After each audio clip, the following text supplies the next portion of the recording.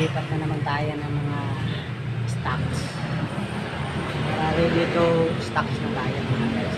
Ready na yung paglalagyan ng darating na stocks. Samahan niyo ako guys.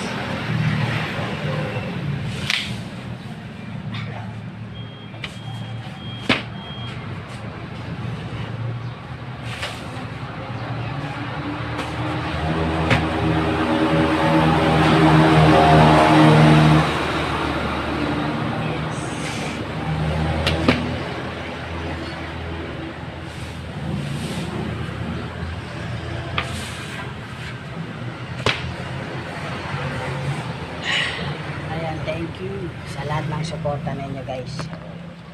Sana patuloy pa rin nagsuportahan guys. Ayan. Thank you and God bless.